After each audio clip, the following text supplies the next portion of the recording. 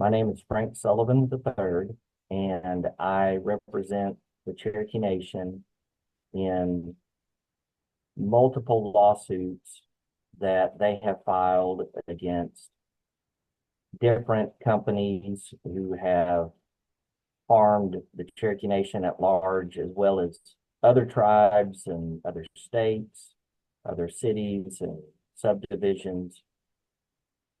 And I've been representing them. I think now the first case I filed for them was 2018.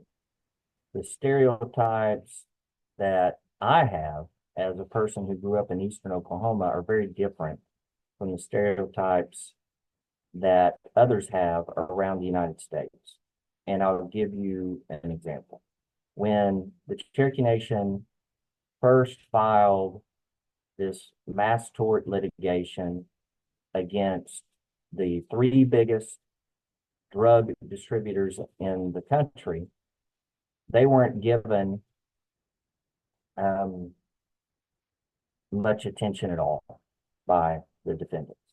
They were perceived as a small tribe with minimal damages, and I think that the tribe was looked down upon. I think it fit with the stereotypes that are propagated around the United States, that tribes are full of people who, for whatever reason, are maybe not as intelligent as other people, or are backwards in other ways developmentally.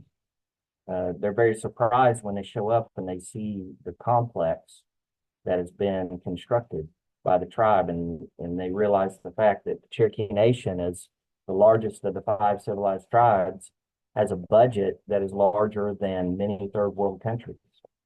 I think that the media, as they do with every aspect of life nowadays, has a major impact on people's perceptions of whatever they cover.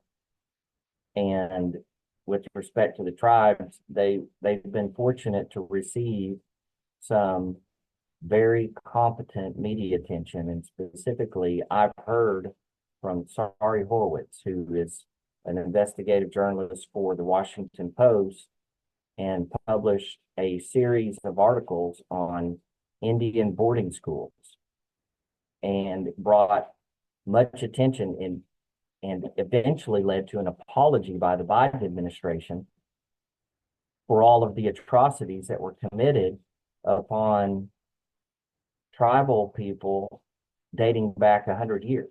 And it was sponsored by the United States of America. Essentially, send young tribal children to these boarding schools located throughout the country, and it was mandatory that they would attend, and it would be run by typically a church organization in cooperation with the United States of America. And the mantra of all of these boarding schools was kill the Indian, save the man.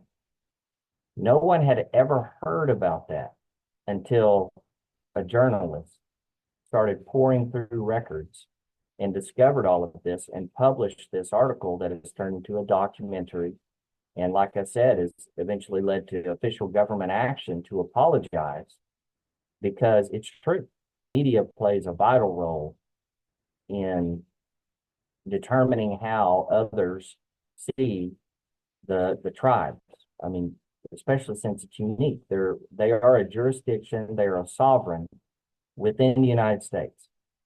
They are a dependent sovereign, and there aren't many examples of that throughout the world. For the Cherokee Nation to receive similar treatment as, say, the state of Oklahoma or the city of Los Angeles and their lawsuit against opioid manufacturers, opioid distributors. The tribe has to do a little more. That attention is not going to come as easily.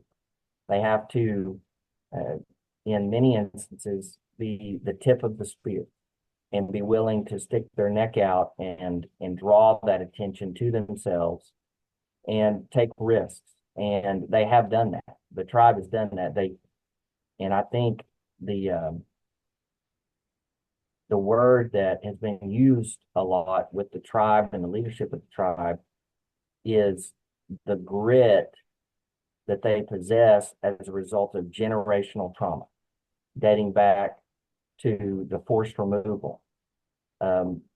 People around here, they don't recognize really that this is not where the Cherokee people and their ancestors first civilized and became a tribe. It was in Georgia and the Carolinas. And the Trail of Tears was a real thing. You think about coming from Georgia and the Carolinas to Oklahoma, and you think about all the people who died along the route, and then you think about they had a fledgling government up until like the 1970s. And then from there, it just exploded.